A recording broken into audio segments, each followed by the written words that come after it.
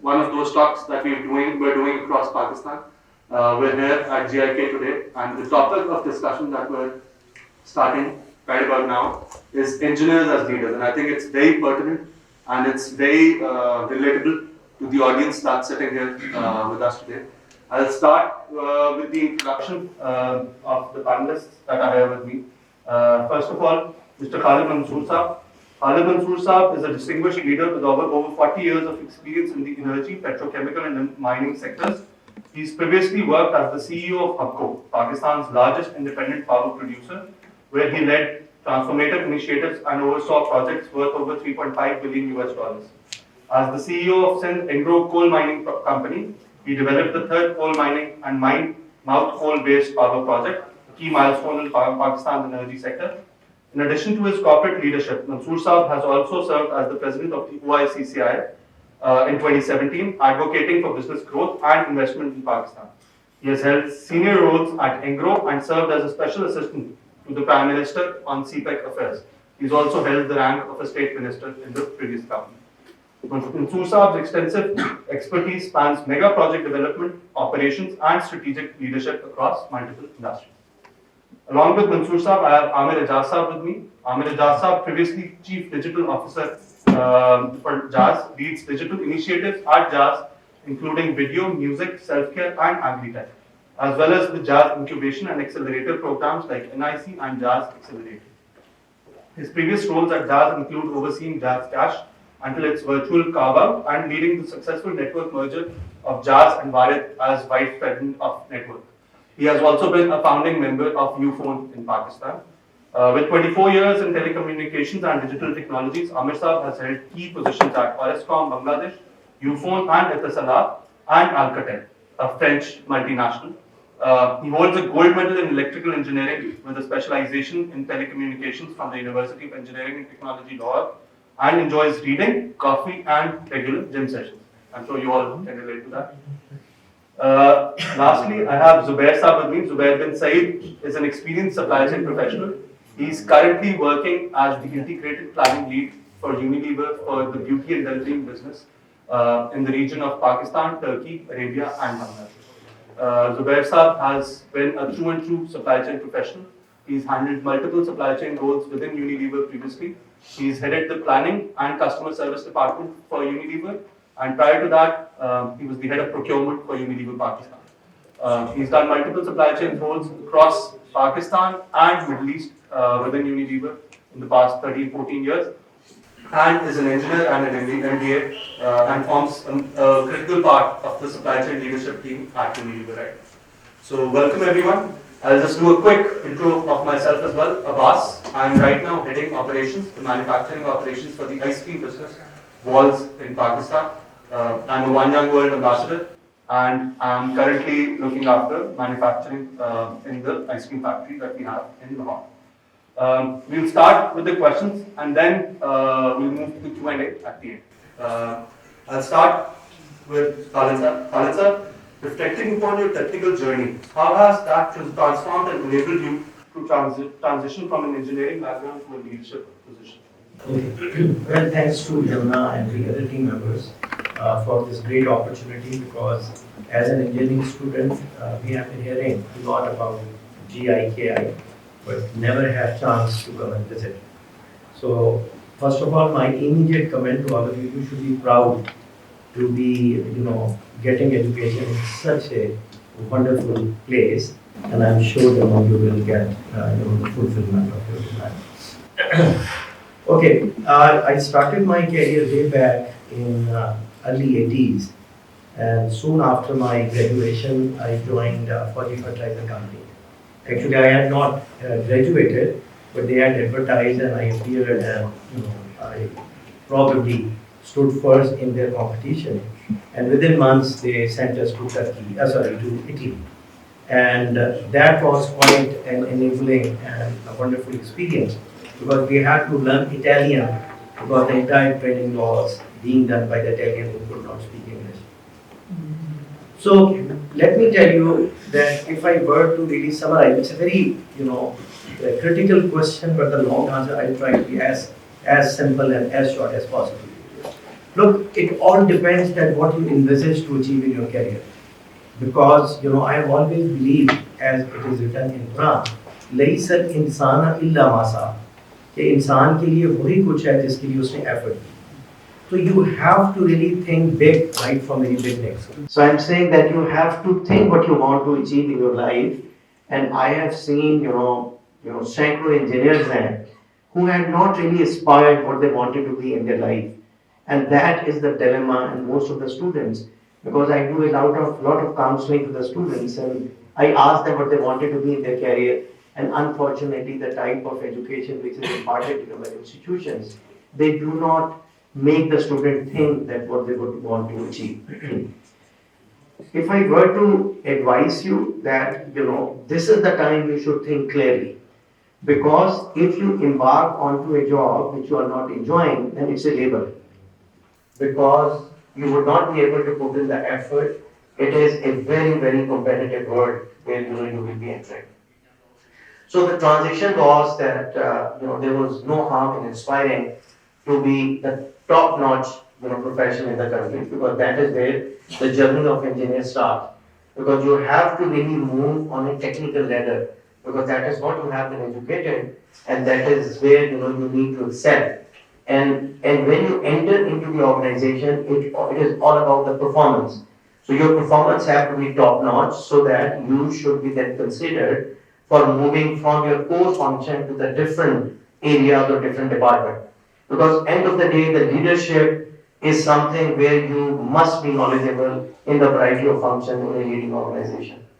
So thinking back, when I started my career, the first thing was that I needed to put in as much effort as possible so that I should be able to get, foreign assignment, because it was Exxon.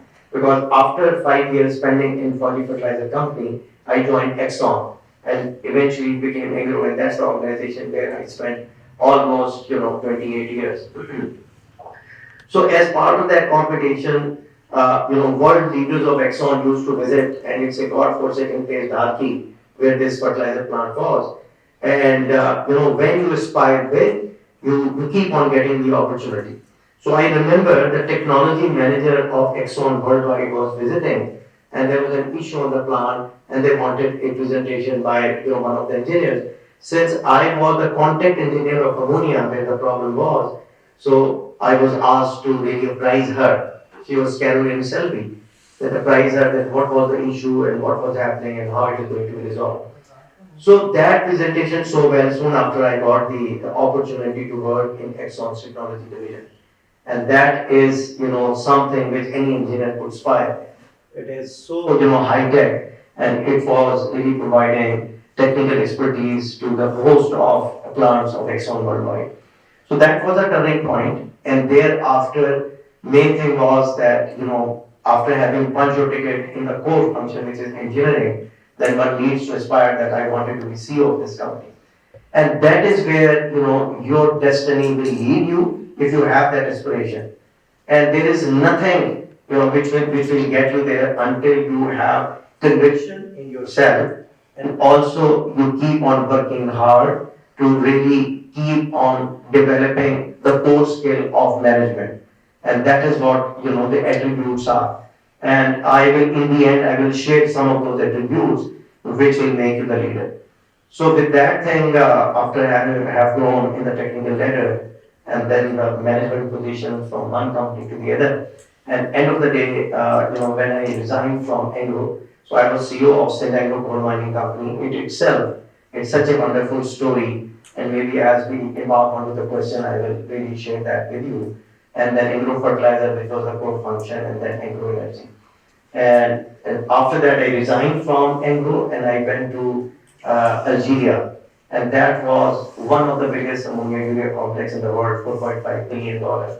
And after developing that, I was called back and joined HUBCO, and it was a challenge to transform HUBCO from a single plant company to a multiple company. So when I joined, it was only 1600 megawatt, and then when I left, it was 3700 megawatt, including development of THER and 2 projects at THER, where there was no belief, no conviction that we can exploit THER. So that is what it is that when I joined HUBCO, it was all about, leadership skills. And leadership skill means that these kind of achievements could not happen until you have the right capital. And that capital is a human capital. So if you induct the right people and then, create a passion in them and help them really grow and excel, then all those things are considered to be not achievable, you will be able to do that. So it's a very brief thing, and if I were to conclude that you have to think now what you want to be and where you want to go, and then keep on working, and then leave everything on my day. Will inshallah get there. Thank you. Similar question to you, Aamer. Basically, you've handled leadership roles in Ejaz and multiple companies throughout your career. How have the logical and critical thinking, problem-solving skills, as well as the experiences that you gained while you were doing those technical roles or you were gaining the educational degree in engineering, how have they helped you transition through these leadership roles throughout your career? In continuation of the question and what Khalid was saying, and his amazing stories about all the successes, I'll share a story of failure with you. At least this was the failure at that time. And this helped me really transform from really an engineering mindset to more a holistic mindset. So it was somewhere in 2005, I was in UFON, and I was working directly with the CEO, and Etisalat had just taken over at that time. And we were deciding about a project which was $550 million project. And we were sitting in Etisalat headquarters in Abu Dhabi. And the understanding was that at the end of that board meeting, we will have a multi-vendor agreement where a Chinese supplier will get a significant amount, hopefully, and then a European supplier will also get some portion. Now, we as engineers, we always like to work on European or American kind of technology, right? Because that helps our CVs. Like if you have worked on Alibaba Cloud, which is a Chinese cloud, no, I mean, I have all the respect for that. But if it's an Amazon Cloud, you would definitely like to work on Amazon Cloud, right? Because that will look good on your CV. So the meeting ended and CEO came out and he said, it's 100% gone to the Chinese vendor. And we were kind of very disappointed because we worked for months and we evaluated and we genuinely believed that the European technology in that particular area was better. So as bold as I have always been, I asked my CEO, okay, sir, this is not the right decision in my view. He said, I know what you are saying. He was kind enough. He said, I know what you are saying. He asked the CFO, take this gentleman with you, go for a walk, and tell him what were the reasons. And the guy told me, do you know about debt to equity? I said, I've heard about it, but so what? What has it to do with this decision? He said, because we have already taken as UFON the debt that we can take. Let's say we have an equity of 25 and we have taken a debt of 75, and there's a ratio of 1 to 4 or whatever, then we already exceeded the limit. Now we need to buy more equipment, we need debt financing. For that we need more equity, and Etisalat is not willing to invest or inject more equity. So we cannot have even a debt right now from the banks. So how do you think we'll finance it? I said, I have no idea. I thought we'll have money or we'll... He said, we don't have money, we don't have enough cash. We are talking about the next 3-year contract. And banks are willing to give us the money, but our shareholder is saying, we'll not give you equity. So our debt to equity ratio is exceeded. Now what is the solution? I said, I have no idea. He said, the solution is that we go for vendor financing. And this is where the vendor will keep the equipment on its balance sheet, and for 2 years, and we will run the equipment, we'll make money, and then we'll start paying them. Okay, I just digested all of that with a fascination, and I said, okay, I need to learn about all of that.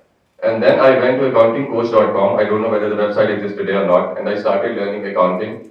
From accounting to income statement, balance sheet, cash flow, and the relationship between these statements. I can tell you, even a lot of business professionals today working in finance don't know those kind of relationships, which I started learning.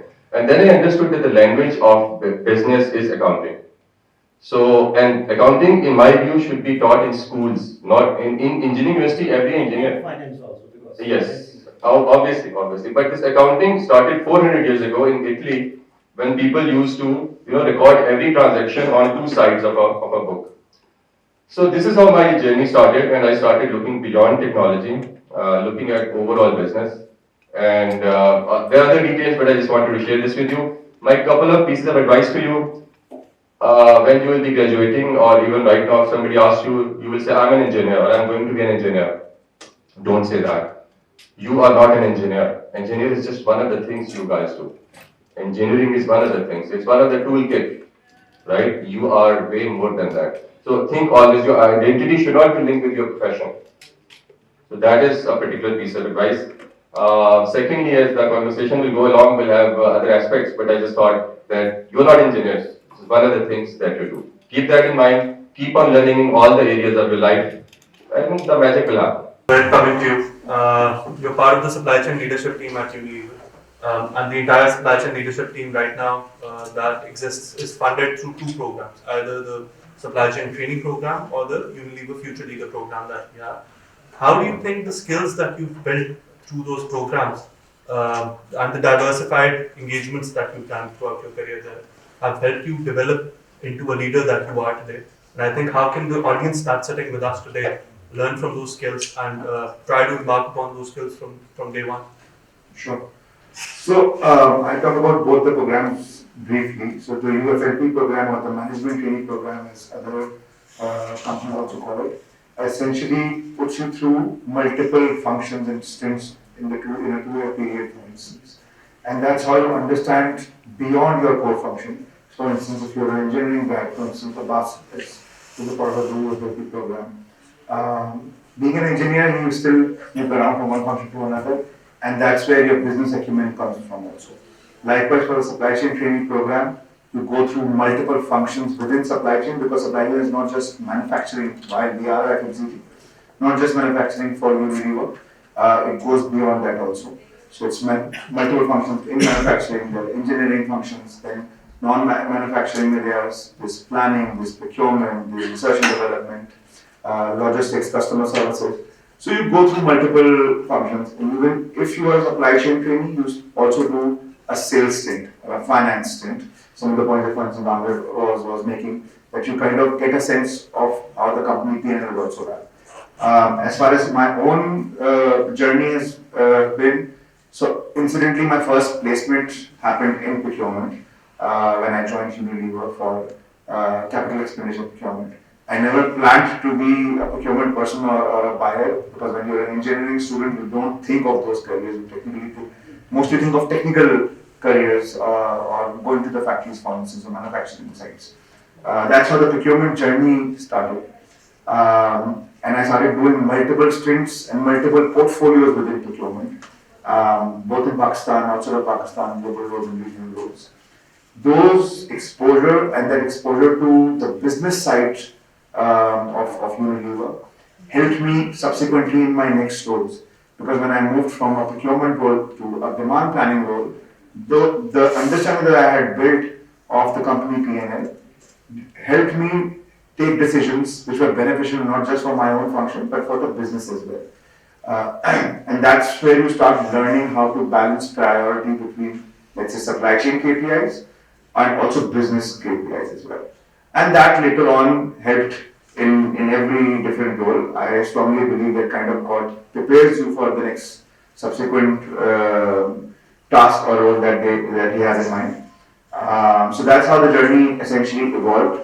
And from a procurement career, I then built my career towards just the supply chain functions, be planning, customer services, and that landed me to lead the regional role for the countries that Abbas had mentioned, which is a newly formed cluster for the Pakistan to join.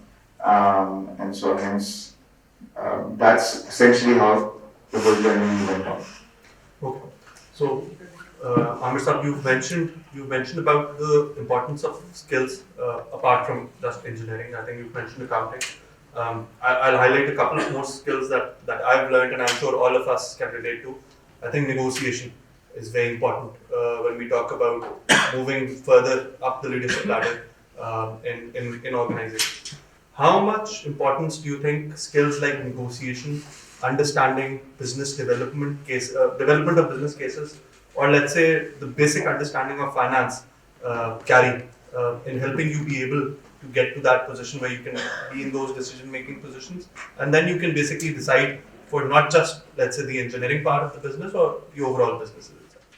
I think it's a great question, and I will answer it in two dimensions. So first dimension is the one that you mentioned, negotiations. I will generalize it more. So the difference between a leader and a non-leader is that a leader deals with other humans, right? And this is where the art of connection comes. Can you really connect with other humans? Can you really influence them? Do you have empathy? Can you listen to them? This is from where all the negotiations will come, finding a win-win solution. But it all starts with connecting with humans. So if you have a problem, let's say you are shy, you don't feel like talking to many people, then maybe you cannot become a leader, because a leader has to lead other people also. So, but the good thing is that these skills can be learned. You can always learn how to connect, how to understand other person's point of view, how to be, maybe I don't agree with, let's say, your point of view, but I should still have respect for that point of view. So this kind of a thing comes in, which is more about how do you connect with people, with real authenticity. Because if I'm doing a fake connection, let's say I'm just talking to you and then, okay, you will soon understand that I'm just trying to make you happy, and in the end, I want you to do some work for me. So this real connection has to come. That's where the leadership begins. The first principle of leadership is to be authentic, okay, and to be caring for other people. The second dimension, as you were saying, you need to not just know about engineering, you need to know about accounting, you need to know about, one other skill I would like to say is artificial intelligence, machine learning, the application of it. This is disrupting every technology, every business, every area of our life, starting from medicine to law to basic supply chain, to all kinds of professions, to digital that I'm currently looking after. So learn about AI, learn about data, learn about LLMs early, so that as this field is evolving, your knowledge keeps on evolving. Even if they're not teaching you here or the curriculum is small, internet is your teacher. In today's days and age, nobody should have an excuse that, I can't learn because it's not part of my curriculum. Or it is part of my curriculum, but I have a boring teacher, who doesn't really teach well, and, there's no excuse. Be a learner, so as long as you have skills and you know how to connect with the people authentically, and we can talk more about it as and when needed, because the human connection is a science. Let me tell you, it's very easy to say that be a good listener. No one wants to be a listener, yaar. Everyone wants to talk about his success, his stories. And when somebody is talking, the other person is just waiting to interrupt and to say, okay, I've also done it, right? So then how to become a good listener? So this is a science which needs maybe a separate 3-4 hour session from Unilever, but just to give you an idea of what I was talking about. I want to expand on this because you touched the chord by mentioning negotiation. I've been a buyer all my life, a trained negotiator, thanks to Unilever again there. So look, negotiation or any such skill is an art, like Aamer mentioned. Try to understand people, because as engineers you end up trying to understand machinery more probably, but try to understand people. Don't lose your passion for tech, but strongly believe in the power of people skills. Because be it engagement, be it communication, collaboration, that is how you will succeed as a leader. Being compassionate is how you will succeed as a leader also. Take it one step further to understand the needs of the people who's talking to you or reaching out to you. Because if you genuinely feel or care for the person, then you will build those connections that will foster an environment of collaboration. And you work for any industry, any company, without collaboration, you will not be a good leader. You will not be able to be genuine to the people, and then you will not be able to drive the results also that you want to drive, or they can achieve to their full potential. So genuinely believe in the skills of people and make those connections, engage with those people. I mentioned if somebody is, for instance, an introvert. I'll share a fun fact about myself. People who know me very closely or have known me for over the years, they would know this. People at Unilever might not, at least the ones who've seen me in the last couple of years. I have always been an introvert. I was never comfortable going to an engineering institute. For instance, my mom always wanted me to become a doctor. At the very last minute, I decided I will do engineering. It was less of a career choice by passion. It was more out of necessity that I made that decision essentially. And I was always an introvert. So in my university, in my school, I was never comfortable talking to people. Even today, if given the choice or the chance to do the work myself and not engage with people, I would be probably very happy to do it or comfortable in my mind. But with time, as you build different skills, you should build the skill of getting out of your comfort zone also. The sooner you do it, it is not easy. The sooner you do it, better. If you're lucky enough to get good mentors, good leaders in the company, whoever you are working with, or in your institute also, try and look up those mentors and absorb the knowledge and the skills from them like a sponge, because they were the ones who I looked up to change my style and to get out of my comfort zone. Today, my team who sees me will not agree to this statement if I tell them that I am an introvert or I would not want to communicate with people. So you can change that also. It's not that if you are by nature an introvert, then you are doomed and you won't become a successful leader. It will just be building those, again, coming down to the building those connections, and those genuine connections, those will help you become more comfortable in engagement, and those will help you drive results also. My experience has been slightly different because in my career I have done multiple negotiations of mega projects.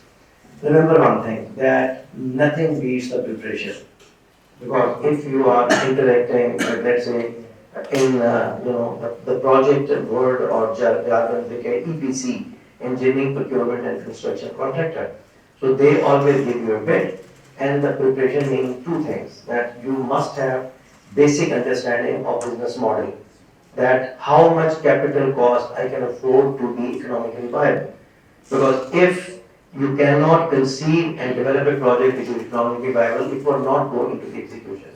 What preparation is all about? It is a kind of team with you being a leader, then you must do the benchmarking.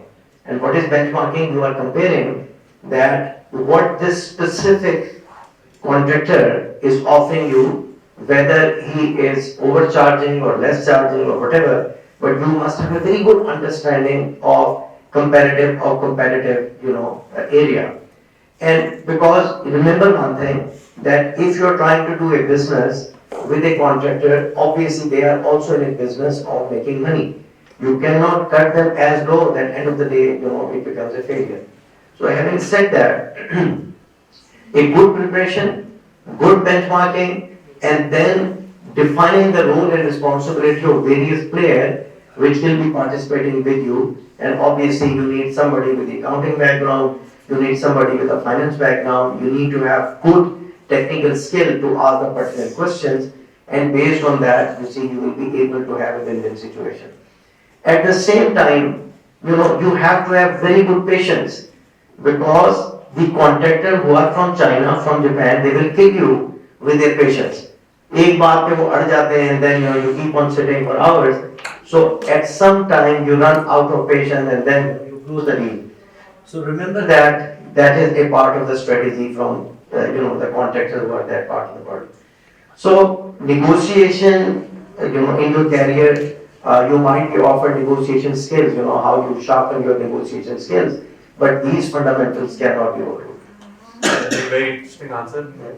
Generally, as engineers, I think you all can relate to the idea of thinking in binaries. Generally, we think as engineers, we're always thinking in binaries. Either something exists or it doesn't. But in case I think बहुत जो एक बड़ा challenge आता है वो आता है कि हम लोग आदत होती है engineers to think very mathematically, to think very logically, analytically, step by step. And I think sometimes situations or circumstances or external factors come in जिसमें आपको unprepared situations में आता है. So I think you've led organizations that have had blue-collar employees, that have had white-collar employees, and there are two different genres of I think people to deal with. I think what would you suggest are the most important and pivotal soft skills that the engineering generations of today need to develop within themselves to manage both these genres at the same time, as well as having those softer skills just to market their ideas, the solutions they've developed, and the projects they've proposed. Unko market karna, unko approve karane mein, I think what are the softer skills that you would say that the generation of today can learn? Again, if you were responsible in developing a project, it might be a very good project in your mind, but end of the day, if you don't have the good communication skill to satisfy your board, the board is not. You understand that you see big projects are always approved by the board. And if you have not done your homework, if you have not done a kind of articulation which is needed, because remember that all the board members, they are not, subject matter specialists. They really gain their confidence with your conviction and confidence, the way you communicate with them. And that is where, the communication skill, and then, speak with conviction, speak with passion, and so on and so forth. And these are the things which will enable a board member to gauge his confidence that he is going to be voting in favor of this project. So secondly, as I said that, the success always comes with a variety of skill set you have to bring into your team. You can't win this battle all alone, and you can't be specialist of everything. So why I am repeatedly emphasizing, it's all about the preparation. And preparation means that you must understand that what is the technical and economic viability of this particular project, and then ask those questions, which might be asked, so that you have done your preparation and immediate answer to the question which are asked. And if you are able to do that, I am very confident that you will be able to really, succeed and win the confidence of the board and able to do it. I think very interesting answer. Where you led planning for Unilever for quite some time. How important do you think is the art of network planning and the skill of network planning to deliver projects efficiently and effectively? Look, I think I briefly mentioned it earlier also. So similar approaches here. So again, collaborate and communicate for sure. Those are the skills that you will need, be it network planning or be it any other leadership role that you'll be in. Because you will have to work and rely on multiple teams. Some of those would not even be under your reporting. So how do you influence them to do the job, to get you the required data, and to kind of become energized behind the idea that or the project that you are working on? Because one of the skills that as leaders or a great leader should have, ideally, in again my opinion, is that he should be able to dream or have an idea and then be able to also energize his team around that idea. Until and unless you energize the team and you make them believe in your idea or a project, it becomes very difficult. So it goes back to the influencing skills that, for instance, Aamer mentioned earlier as well. So communicate, collaborate, don't forget to be compassionate, like I said earlier as well. And I strongly believe in coaching. Coach people, get coaching as yourself also. And then most importantly, create a condition of trust. 5 C's that I try to always believe in, because if without a condition of trust, like I said, other teams will not be able to work for you comfortably, or what's in it for them. So be it a negotiation with an external partner, or it will be a negotiation with your internal teams also, because then there needs to be something in it for them as well. So hence, you need to do all of these things to ensure that whatever you are driving gets delivered in the manner that you want it to be. Aamer sir, we've talked about the art of negotiation. We've basically discussed the idea of having skills like accounting, economics, empathy. Zubair has mentioned empathy. I think one very important fact that we're missing in the generation that we're discussing with today is digital. The knowledge and the technical skills that are linked to the digital world of today. How important is it for engineers to connect with the digital world and get access to those digital tools that can help you analyze data better and take decisions in a more, I think, efficient and effective manner? What is the importance of digital, and how can the students of today learn from it? Great question. I'll quickly just add one line to what Zubair said about planning. I just have a rule that I always apply for planning. I say plan for the worst and hope for the best. So that's what always works. Whenever you're planning for anything, for travel, for whatever you are doing, plan for the worst and hope for the best. Okay, coming to the importance of digital, I think all of you, particularly the people who are sitting in front of me, I can see that most of you are already digital natives. When you have opened your eyes, the laptops and iPhones and Samsungs and all of these phones are there. So I don't think I need to preach you more about this. But what I can tell you is that Pakistan is a nation of consumers, digital consumers. We are not really digital creators. And here I'm not talking about the social media kind of content creation. That I understand. It is hard, it gets a lot of views, it gets a lot of money. But when I am talking about creation, I'm talking about creating companies, creating algorithms, creating platforms, creating brands. We all are, most of the our apps that we are using, other than some of the apps that we have now scaled to a level. For example, from Ejaz side, it's the Manssor and Samosa, and these two are the largest apps in Pakistan now, as confirmed by Google and many other independent bodies. But other than that, there are very few organizations who are really building digital platforms or scaling digital platforms. Whereas the future, so let's talk about a famous saying, we say data is the new oil.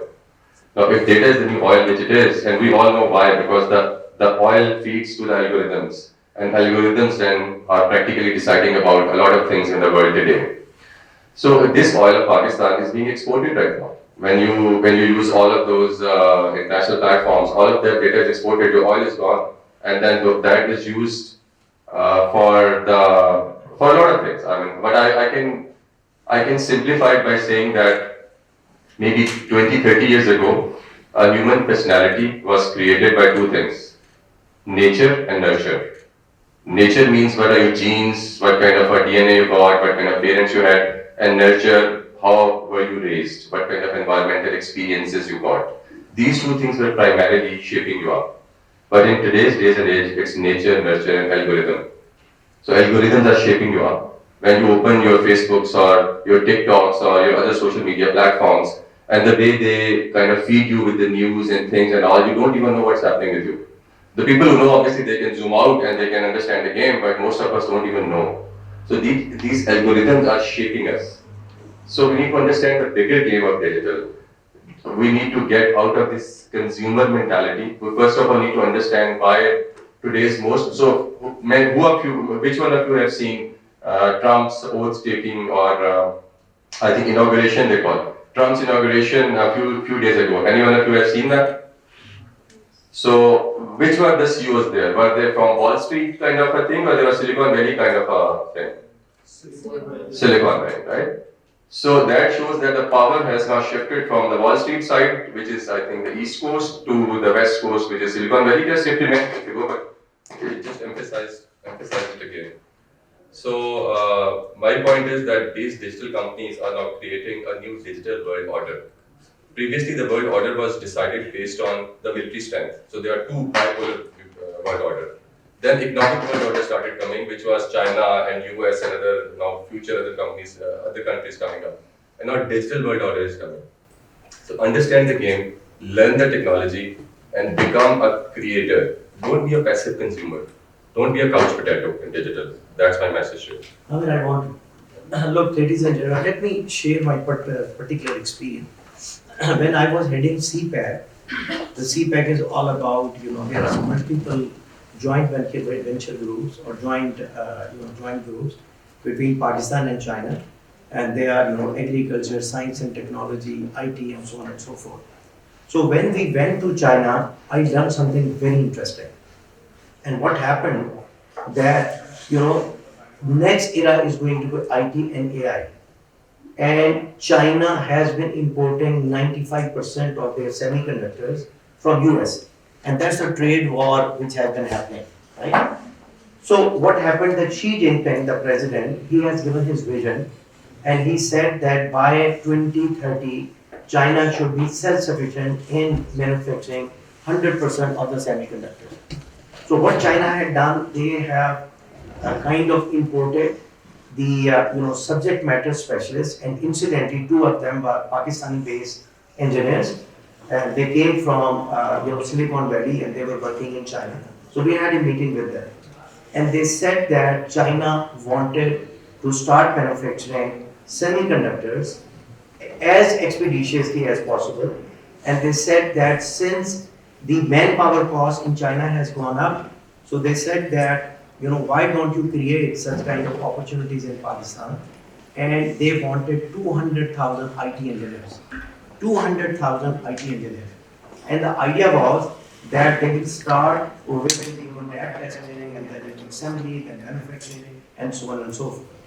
So there is no doubt that in the coming era, it is going to be all the businesses which have these components, and more job opportunities will be here. And China is going to be a big player in this game. I think one very pertinent question to you. You've headed massive level organizations. You've headed government venture like CPEC. What skills do you think are important when you talk about leading these organizations, especially with relevance to emotional awareness? We're sitting with engineers. I think we're sitting with everyone who has very high IQ. But when we talk about EQ, emotional awareness, I think empathy, these are skills and basically qualities that are needed at the top level.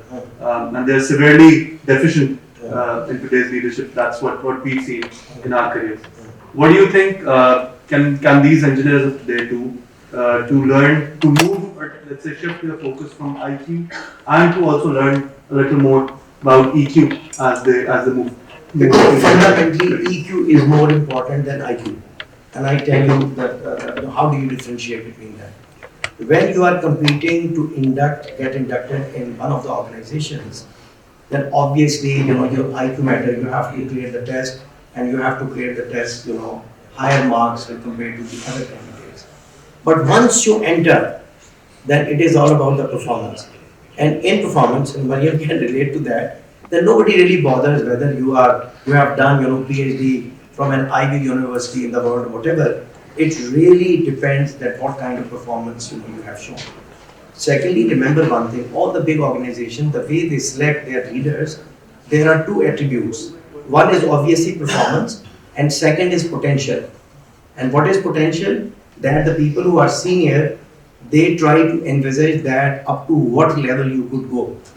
And that determination depends on the attributes you demonstrate. So I have worked almost 28, 30 years with Exxon of this world, and then Anglo itself, and then HUBCO and so on and so forth. I will very briefly tell you that what are the core competencies which are necessary to become leader. This is based on decades of experience, and that until and unless you have such kind of attributes, you won't be a successful leader. And what are the main areas?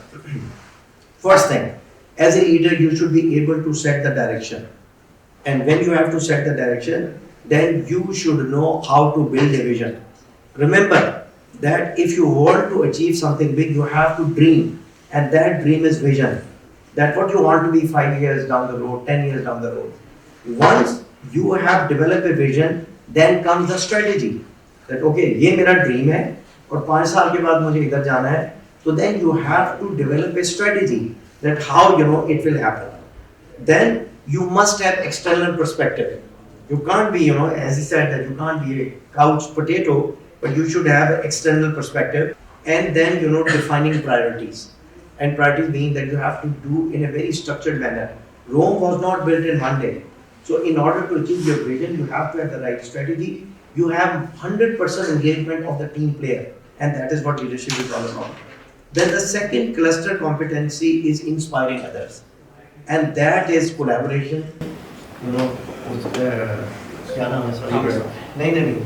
Zubair is saying again and again. Because if you do not have skill to collaborate with others, because you remember that one of my gurus used to tell me that Khalid, God has given us 1 tongue and 2 ears. So you have to listen twice as much as you speak. So collaborate means, always remember that difference of opinion is strength. In the world of today. Because generally we're very good at doing tasks, but we're not very good at envisioning ideas and transforming them from, let's say, visions or ideas to actual business cases, and then solutions that are sold and that are economically viable as well. Take us through the journey of IPM development, and how can the engineers of today learn from those innovation cycles? So I will try to explain more with stories. I think the innovation starts with yourself. If the person you are today, you are the same person 1 year ago, even 6 months ago, then you are not innovative. Every day you learn something new. When you are sleeping, for example, I'll share my personal thing. I am addicted to reading. I can't sleep till the time I read. Sometimes few 100 pages, sometimes few pages. But usually when I sleep, I'm reading, right? Because I'm addicted to it. I want to learn every day, everything, and I realize that the more I know that I don't know. So this thirst. So innovation starts first of all with the self. Similarly, leadership also starts with the self. If you can't lead yourself, you can't lead others. Okay. Then comes how to innovate. Instead of walking you through a typical innovation cycle, I will tell you that when you will try to innovate, you will find a lot of problems, by the way. If you want to read the best book on it, in the scenario of a corporate world in particular, I would recommend a book called Loon Shots. Loon Shot is all about how America as a society, as a country, they innovated. And then how Europe kind of left China behind. And how Muslims in the end, who were ruling the world for so many years, were eventually disrupted. So this book, Loon Shot, has a theory which is amazing and I can't explain in such a short time, but if you want to understand how innovation works, then please read this book. But in summary, what happens is that you need to have groups, you need to have ecosystems. You can't really innovate alone. So let's say if I'm making a digital app, I would love him to make app also. I would love her to make app also. Because I know that eventually the whole ecosystem will develop. It's not about I should make it, he should not, because he's my competition. Innovation doesn't happen like that. Yes, in mature markets when something has been innovated enough and there's nothing further, no further juice left. But anyway, this has been proven wrong. For example, people thought that the car industry is now saturated, no further innovation can happen, and then Tesla came and they disrupted the entire car industry also. So that's a separate story. But what I'm telling you is that let the ecosystem develop and you will find problems. Try to find solutions. Be like water, as Bruce Lee used to say. If you find an obstacle, go from here. If you find an obstacle here, go from there. So you need to be able to think on the fly. You need to be able to be comfortable with uncertainty. These are the things, if you have, then you can innovate. For example, if you are coming here as a student and you are looking at your whole syllabus or the way classes are being conducted, you can, if you are a true innovator, you can start innovating from here. You can go to your teacher and say, okay, why don't we change it like this? Or why don't we drop this piece of curriculum and include that? Or why are we doing this thing in the lab which is wasting this much time? This is where you will develop an innovation mindset. As Zubair was saying, he was an introvert and now he has kind of overcome it. This is the typical example of what we call growth mindset, right? Similarly, there is an innovation mindset. So I want you guys to develop the innovation mindset and be aware that this thing exists. And the innovation starts from you. Again, I'll try and share with personal or practical experience. So my career started with procurement, like I said, incidentally, and then I kind of became a procurement person at Unilever. And I got the opportunity to lead planning function and customer service at a very senior level. Until then, I had never done those roles, and I also didn't really know much while I was part of the same organization. It operated at a completely different level or a completely different team, and I was very uncomfortable when I was doing it. So I had to, like Abbas asked, I had to unlearn some of the style of management that I had, because procurement is where I had grown, and I knew things as to how to run that particular operation. So I could add value to whatever my team was struggling with very easily because I had grown along the same lines. But in planning, everything was alien to me, new to me essentially. So I had to come first, humble myself down and understand from my team in terms of what do they do. And I had to literally learn from scratch. It felt as if I'm in a new company altogether because some of the terminology that also they were using. At Unilever, we are used to using acronyms all the time. So it gets difficult to keep track of those also. So I had to learn those, I had to understand those first myself, and then I could really come to a stage where I felt comfortable in adding value to my team's life, or to innovate, or to change processes, or to add governance to the existing processes that we have. Likewise, now also, so historically we have been part of, let's say, the South Asia culture, so Pakistan, India, Bangladesh, Sri Lanka, and Nepal. Now all new cluster has been formed. And now you need to learn the processes, the systems, the cultural understanding and nuances of those markets, consumers of those markets. So my role is a planning role to create and fulfill that demand in those markets. So it is extremely important for me now to understand those markets, those consumers, how do they operate, and all four of them incidentally are Muslim countries, but all four operate completely differently. They have their own issues, they have their own politics, they have their own challenges. So even at a senior stage, I had not assumed that my level of learning would be at the pace that I have for now. Since for now, that's virtue of the role. So you constantly need to remind yourself that you will not know everything, and also as leaders be comfortable of the unknown. So again, another attribute that I've always had is I have been kind of a control freak myself. I've always taken pride in doing things myself. Even when I got my first managerial role, it was very difficult to let go and empowerment and start trusting whatever the team is doing is correct. For instance, I usually rely on, and I think that comes from the engineering background, that I like to take decisions which are data driven. I keep telling my team, in what we trust, rest we have data. So it was very difficult to trust somebody else's data also. So I kind of had to learn to start trusting the process and the data that others were providing to me. Because as you grow in any of the organizations, your span of control also increases, the breadth and the depth of the role also increases. At least it did for me, luckily, and hence I had to rely again back to collaboration and trusting the teams and empowering those teams. So you continue to unlearn what you have learned in your previous roles or different stages, and that also brings back to the innovation bit that you mentioned, that you kind of continue to innovate yourselves. Even as a leader, I've been part of the management for quite some time now. I've been part of the supply chain leadership for several years.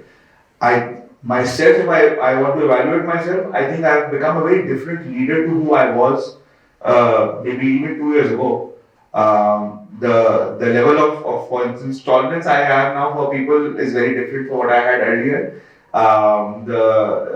My level of let's say listening, and also consciously listening, not just to listen to respond. I think I've developed that attribute also over time. So it continues to be a process. Always be open, always assume that you will not know everything, and sometimes be comfortable with not knowing everything also. That is where empowerment will also come in for your teams. अच्छा, आप में से कितने लोग हैं जिन्होंने घर के बारे में सुना है? How many people know about that? So let me tell you something, pragmatically what happened. Do you know that we have got 175 billion tons of coal, which is the 7th largest reserve in the world, and at one particular location it is the biggest reserve. No belief in our nation, in our country, 70 saal tak hum spirit, and we have not done anything. So as part of my career, when I started my New Venture division, so one of the strategy meeting and writing was on the wall that Pakistan had been suffering hugely, by importing the entire need of energy, because we have been importing furnace oil, we have been importing other petroleum products to fulfill our energy needs. So the target was given if we can exploit her. So I remember that when I looked at it and when I worked with my team, we realized that a private company could not do it, and it has to be a public-private partnership. And that is where we started to approach government of Sindh, and board was against, and he said that you are going to be working with government of Sindh, and there is a level of corruption and you would not be able to succeed over there. But the conviction and the perseverance was there. The fundamental was that nobody has done a bankable feasibility study. What is a bankable feasibility study? You remember that Aamer was mentioning that when you were to do a big project, you can only inject 25% equity. 75% the cost of that proposition has to come from lenders who are going to be financing and taking the entire risk. So cut long story short, a joint venture was formed between Anglo and Government of Sindh, and a bankable study was done. So while we were doing the technical stuff, we figured out that the coal is sitting 195 meters below the earth level. So that would mean you will have to take away billions and billions of earth to really achieve that. And that is the reason the belief was not there. So, but the thing is that when we look at the potential resource, it is 50 times more than the Iran and Saudi Arabia's oil put together. It is 22 more than the gas reserve which Qatar has. So that's the potential. And if we were to able to exploit this through mining, then we would be able to generate 200,000 megawatt for, let's say 200 years. So that's the level of potential. So I remember that I have a poet friend in Lahore. So I was explaining that with a lot of conviction and passion that we will develop that project and all that, but you have to dig 195 meters. So उसने सुनने के बाद he put together a very beautiful a किताब जिसे बोलते हैं, and it related so beautifully, and it goes like that कि तने को चीरती कोमल दिखाई देती है, मुझे बहार की आहट सुनाई देती है, अगरचे मौत का दरिया है मेरे रास्ते में, मेरे जुनून को मंजिल दिखाई देती है, और किसे खबर है कि वो भी कोई बुलंदी हो, because when I told him कि you have to dig all the way 195 meter, किसे खबर है कि वो भी कोई बुलंदी हो, बुलंदियों से जो पस्ती दिखाई देती है, मुझे बहार की आहट सुनाई देती है, मेरे जुनून को मंजिल दिखाई देती है. तो now our most energy efficient reserve is in Thar. So there is almost 3,000 megawatt which is being prepared. So it is all about innovating that how we will be able to surpass those challenges and work with dedication, work with commitment. And I can tell you I have done multiple interviews, and I said that all the officers of government of Sindh, they really worked on this project of national importance, and not even a single penny was given in terms of corruption or bribe or whatever. So that is the beauty of conviction, working persistently, and for 70 years if something had not been achieved, you will be able to do that. I think very important facts when it comes to potential that this country and the talent that this country has to offer. I'll come towards the last question, and I'll come to Khalid Sahab at the end because we know your love for poetry, Khalid Sahab. I would want you to end it with a share. We've talked about growth. At the end, you will give in your inputs. We've talked about growth mindset. We've talked about delegation and empowerment. We've talked about learning the arts of finance, the skills of negotiation. We've talked about a lot of skills that these engineers of today can develop to become the leaders of tomorrow. I think just to end it and summarize it, I'll start with Zubair. So Zubair, top 3 takeaways from you as the top 3 skills that these guys, because I know as engineers हम headings बता दें, बाकी सब कुछ ये खुद ही exam में लिख लेते हैं, but top 3 skills that you think would be the most helpful to these engineers in helping them develop as the leaders of tomorrow. So like I said, my love for data, rely on data. That's one. So build your capabilities on data and analytics. And with that given on digital and AI, don't be afraid of AI. Be afraid of people who will learn AI before you. Because they are the ones who will take your job, not AI itself. So data and AI, then also, like I said, collaboration. Always keep focusing on collaboration and communication with people. These are the skills that you will, if you build, you will thrive on. The third bit, compassion. As you grow as leaders eventually in the organizations that you will join, always be compassionate. There's a difference between empathy and compassion. Compassion kind of encompasses empathy also, because it has an inherent desire to help the other person and to grow that person. So as engineers, be an engineer who will build bridges, not just structures. And that's when I ran to. Aamer sir, same question. I think very simply, yourself, people, and algorithm. Learn about all these three things. Understand yourself, what drives you, what motivates you, what are your shortcomings, what are your weaknesses, how can you improve yourself. People, how to connect with them authentically, because this will help a lot. This skill set is usually not taught in school. And about algorithms. These three things will drive your future. Don't think yourself as you are an engineer. It is just one of the things you do, but one of the very important things, of course. Khalid needs to enter the shade. देखो, thank you for reminding. असल चीज़ ये है कि I'm a big fan of Iqbal. What he says, अपने मन में डूब कर बाजा सुरागे जिंदगी, तू अगर मेरा नहीं बनता न बन अपना तो बन. So that would mean you have to explore yourself, what you want in your life. And one of my gurus told me, think big, start small, and then believe in nature. बल्कि मैं आपको recommend करूँ कि there is a research which has been done, and it is all about secret. And secret is that if you have made up your mind with a lot of confidence and conviction, then the entire nature works to really make you successful. So असल चीज़ यही है कि पहले first of all अपने आप को explore करके देखो what do you want in your life and career, what do you want to be 5 years, 10 years down the road, and then nothing leads. You see perseverance, hard work, and then all those skills which I mentioned, and that that you will learn as you go along in order to be a successful leader. As I said, perseverance commands success. Yes. So that's the end of the questions that we had. Yes, should we conclude with a prayer? Yes. Look, Ahmed Nadeem asked me, देखो इस मुल्क के अंदर potential is second to none. God has given me opportunity to work around the globe, and जितना skill set पाकिस्तानियों के पास I have never seen it. When I was heading CPAC, I had seen Pakistan from Kashmir से लेकर all the way to Gwadar, and that is what it is. So one of the very beautiful point which Ahmed Nadeem Kasmi has written, it really touches my heart. So I wanted to share.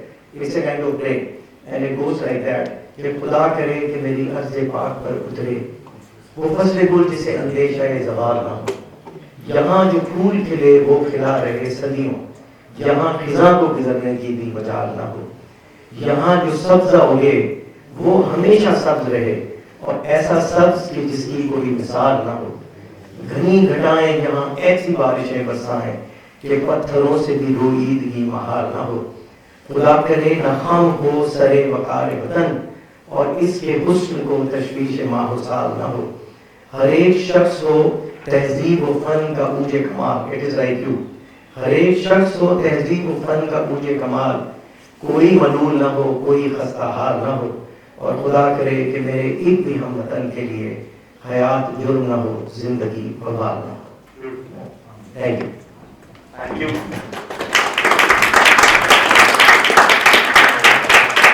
Thank you once again to our wonderful panelists. I think very enriching and a very diverse set of opinions, and I think a very engaging conversation that we just had.